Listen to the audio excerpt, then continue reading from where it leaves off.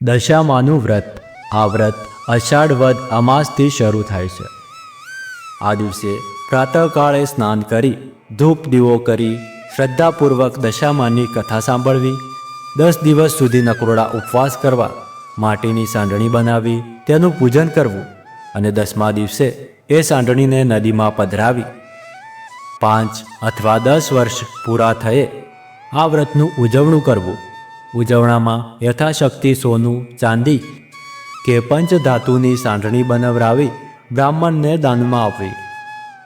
ભક્તિભાવપૂર્વક દશામાનું વ્રત કરનારને સુખ, શાંતિ અને સમૃદ્ધિ જળવાઈ રહે છે. પૌરાણિક કથા અનુસાર અષાઢ માસની અમાસના દિવસે ઘણી સ્ત્રીઓએ દશામાનું વ્રત કર્યું હોવાથી તે નદીએ નાહવા જવા લાગી. આ સ્ત્રીઓ નદીએ નાહતી અને પૂજા કરતી હતી. નદીના કાંઠે રાજાનો મહેલ હતો. રાજાની રાણી ઝરૂખામાંથી બધી સ્ત્રીઓને નાહી પૂજા કરતી જોઈ દાસીને કહ્યું કે જા આ બહેનોને પૂછી આવ કે તે કયું વ્રત કરે છે. દાસી નદી કાંઠે આવી અને કહેવા લાગી, બહેનો, તમે કયું વ્રત કરો છો? એક બહેન બોલી, અમે દશામાનું વ્રત કરીએ છીએ. ત્યારે દાસી કહે છે કે વ્રતની વિધિ મને કહો. ત્યારે બીજી સ્ત્રી બોલી, 10 સૂતરના તાંતણા લેવા, તેને 10 ગાંઠો વાળવી અને દોરાને કંકુ લગાવી તે દોરો હાથે અને કળશે બાંધી દેવો. એક માટીની સાંઢણી બનાવી તેની સ્થાપના કરવી, દશામાના નામનો દીવો કરી પ્રાર્થના કરવી અને 10 દિવસ નકરોડા ઉપવાસ કરવા અથવા એક ટાણું ભોજન કરવું. દાસીએ મહેલ આવી રાણીને બધી વાત કરી. પછી જ્યારે રાત્રે રાજા ઘરે આવ્યા એટલે રાણીએ રાજાને પૂછ્યું કે હે રાજન, ગામની બધી સ્ત્રીઓ દશામાનું વ્રત કરે છે, તો મારે પણ આ વ્રત કરવું છે. શું આ વ્રત હું કરી શકું? આ સાંભળી રાજા તો ચોખ્ખી ના પાડી દીધી અને રાણીને કહ્યું કે દશામાનું વ્રત કરવાથી શું લાભ થાય છે? ત્યારે રાણીએ કહ્યું કે દશામાનું વ્રત કરવાથી નિર્ધનને ધન મળે છે, પુત્ર પરિવાર વધે છે, સુખ, શાંતિ અને સંતોષ મળે છે. આ રીતે વ્રત કરનારની દરેકની મનોકામના પૂર્ણ થાય છે. ત્યારે રાજા અભિમાનમાં છલકાઈને બોલે છે કે મારે ધન, દોલત, રાજપાટ, હાથી, ઘોડા, પુત્ર પરિવાર બધું જ છે. મારે ત્યાં કોઈ વાતની કોઈ કમી નથી. તેથી તારે વ્રત કરવાની કોઈ જરૂર નથી. આ સાંભળી રાણીને ખૂબ જ ગુસ્સો આવ્યો. એ રિસાઈને ખાધા વગર પોતાના શયનખંડમાં જઈને સૂઈ ગયા. આ બાજુ રાજા ઉપર દશામાં કોપાયમાન થયા. રાત્રે દશામાં આવી તેના આખા રાજમહેલમાં ફરી વળ્યા. આથી સવારમાં રાજ્યમાં ધંધાધૂળ થવા માંડી. તિજોરીમાં એકેય પૈસો ન મળે. કઠોરામાં જોવા ગયા તો અન્નનું કણ ન મળે. આ બધી વાત આખા નગરમાં ફેલાતા પ્રજાજનો કહેવા લાગ્યા, હે રાજન, તમે નગર છોડી ચાલ્યા જાઓ. તમારા ઉપર દેવીનો કોપ ઉતર્યો લાગે છે, તેથી તમારે માથે ખરાબ દશા બેઠી છે. આ સાંભળી રાજા રાણી બંને પુત્રોને લઈને નગર છોડી ચાલી નીકળ્યા. નગરની બહાર બગીચામાં તેઓ આરામ કરવા બેઠા તો બગીચો સુકાઈ ગયો. ત્યારે રાણી કહે છે કે આપણી દશા ખરાબ છે, તો આપણે જ્યાં જઈએ ત્યાં અહીં જ થશે, માટે અહીંથી ચાલી નીકળો. રસ્તામાં બંને કુંવરો કહેવા લાગ્યા, અમને તો ભૂખ લાગી છે. પણ રાણી તેમને સમજાવીને રાખે છે. એટલામાં એક ગામમાં બહેનપણીનું ઘર આવતા તે બંને કુંવરોને લઈ બહેનપણીના ઘરે જઈને કહે છે કે જરા મારા બાળકોને ખાવા આપને, આ બંનેને ખૂબ જ ભૂખ લાગી છે. ત્યારે તેની બહેનપણી રાણીને કહે છે કે જા, હું તને ઓળખતી પણ નથી અને મારા ઘેર તું ખાવા આવે છે. આથી રાણીને ઘણું જ દુઃખ થયું અને પછી તેઓ ત્યાંથી આગળ ચાલી નીકળ્યા. રસ્તામાં બંને કુંવરોને તરસ લાગી. એટલામાં વાવ આવતા રાણી બંને કુંવરોને લઈને પાણી પીવડાવવા જાય છે. ત્યાં તો દશામાએ અદૃશ્ય સ્વરૂપે તેના બંને કુંવરોને પાણીમાં ખેંચી લીધા. આથી રાણી રડતી રડતી રાજા પાસે આવી અને કહ્યું કે આપણા બંને કુંવરો વાવમાં પડી ગયા. આથી રાજા કહે છે કે કલ્પાત ન કરશો, એ તો જેના હતા એને પાછા લઈ લીધા છે. ત્યાંથી તેઓ આગળ ચાલી નીકળ્યા. એવામાં રાજાની બહેનનું ગામ આવ્યું. ત્યારે રાજાએ કહ્યું કે આ તો મારી બહેનનું ગામ છે, તેને મળ્યા વગર કેમ જવાય? કે ભાઈ, નક્કી કોઈ મુસીબતમાં છે, નહીતર મારા ભાઈ હાથી, ઘોડા, પાલખી વગર આવે જ નહીં. ચોક્કસ મારો ભાઈ કોઈ મુસીબતમાં હોય એવું લાગે છે, તેથી તેને પખાલી સાથે સુખડી તેમજ સોનાનું સાંકળું એક માટલીમાં મૂકી ભાઈ જ્યાં બેઠા હતા ત્યાં મોકલ્યું. પરંતુ જ્યારે રાજાએ માટલી ખોલી ત્યારે સુખડીના કોલસા થઈ ગયા અને સોનાનું સાંકળું સાપ બની ગયો. ત્યારે રાજા વિચારે છે કે મા જણી બહેન કોઈ દિવસ ભાઈને મારી નાખવા તો ન જ ઈચ્છતી હોય.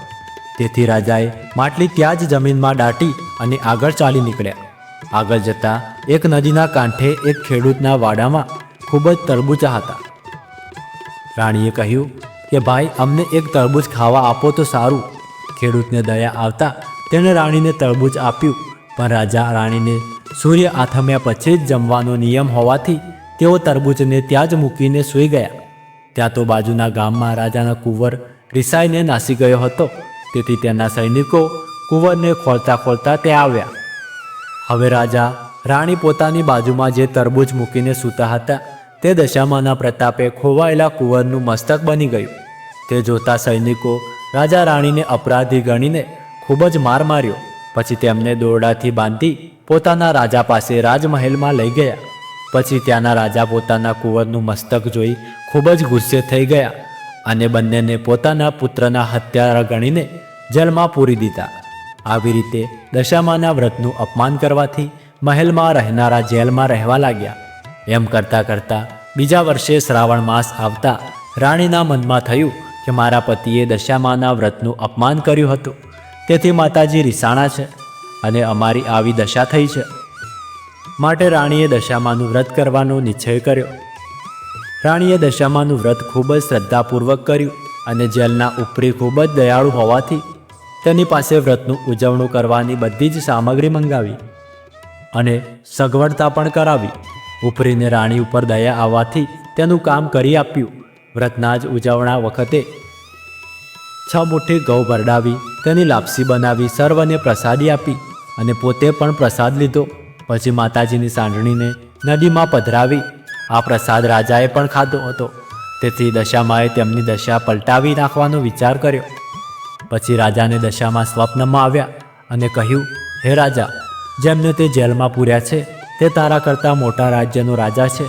તેણે તારા પુત્રની હત્યા કરી નથી, પરંતુ તારો પુત્ર કાલે પાછો આવશે. માટે તું જેલમાં પૂરાયેલા રાજા અને રાણીને છોડી તેમની ક્ષમા માંગજે.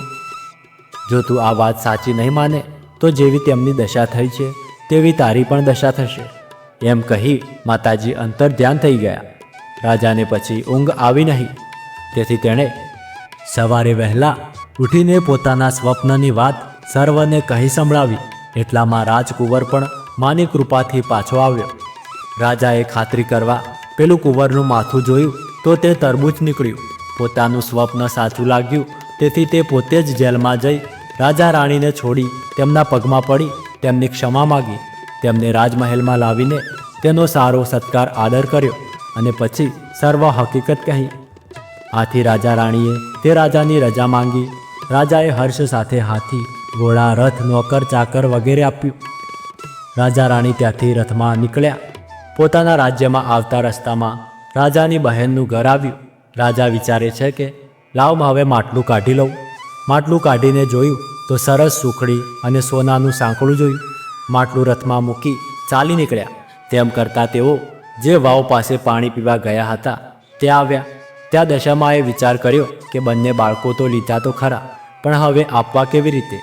તેમ વિચાર કરીને તેમણે ડોશીનું રૂપ લઈ બંને બાળકો બંને આંગળી પકડીને આવ્યા અને બૂમ પાડી કહ્યું કે આ કોઈના કુંવરો ભૂલા પડ્યા છે, તેને લેતા જાઓ. રાજાએ રથ ઊભો રાખ્યો. તે પોતાના પુત્રને ઓળખી ગયા અને બંને પુત્રને ઓળખી ગયા અને બંને પુત્રને હેતપૂર્વક છાતી સરસા લગાડી દીધા. આ ડોશી દશામાં પોતે હતા. રાજાને કહે કે હવે તમારી દશા વળતી થઈ છે.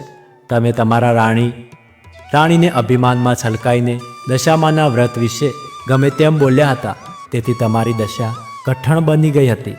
હવે તમને સમજાયું હશે કે કોઈ દેવદેવીની અવગણના કરવી નહીં. જાઓ, હવે તમે રાજ્યમાં સુખેથી રહો. બધા રથમાં બેસી પ્રથમ હતી તે બહેનપણીના ઘરે પાછા આવ્યા. જેને તેમનું અપમાન કર્યું હતું તે બહાર ઊભી હતી. તે દોડી અને રાણીને ભેટી પડી. રોકાઈ જવા માટે ખૂબ જ આગ્રહ કર્યો. જ્યારે દશા ખરાબ હતી ત્યારે રોટલોય નહોતો આપ્યો. અને અત્યારે મિષ્ટાનથી જમાડે તો પણ નકામું છે એમ કહી તેઓ નગરની ફૂલવાડીમાં આવી પહોંચ્યા. ત્યાં તો ફૂલવાડી લીલીછમ બની ગઈ. રાજાના આગમનની ખબર પડતા સર્વ નગરજનો વાજતે ગાજતે સામૈયા સાથે રાજાને રાજમહેલમાં લઈ ગયા. દશામાના પ્રતાપે રાજા સુખી થયા. રાણીએ 5 વર્ષ પૂરા થતાં વ્રતનું ઉજવણું કર્યું. રૂપાની સાંડણી જળમાં પધરાવી, બ્રાહ્મણોને દક્ષિણા આપી અને વ્રતનું રૂઢી રીતે ઉજવણું કર્યું. માના પ્રતાપથી સુખ શાંતિ અને સંતોષમાં રહેવા લાગ્યા. તો મિત્રો, આપણી આ વાર્તા અહીંયા સમાપ્ત થાય છે. જય દશામાં જેવા રાજા રાણીને ફળ્યા તેવા સર્વને ફળજો. વ્રત કરનાર, વાર્તા લખનાર, વાંચનાર સર્વની દશા સુધારજો. સુખ સંપત્તિ અને સંતતિ આપજો. શ્રદ્ધા અને વિશ્વાસનું સુખ પ્રદાન કરજો. જય દશામાં. તો મિત્રો, જો તમે અહીંયા સુધી વિડીયો જોઈ રહ્યા છો તો વિડીયોને એક લાઈક કરી લેજો. ચેનલ ઉપર નવા હોય તો સબસ્ક્રાઈબ કરી લેજો અને કોમેન્ટ બોક્સમાં જય દશામાં અવશ્ય લખી લેજો. મળીએ આગળના વિડીયોમાં. ત્યાર સુધી ધન્યવાદ.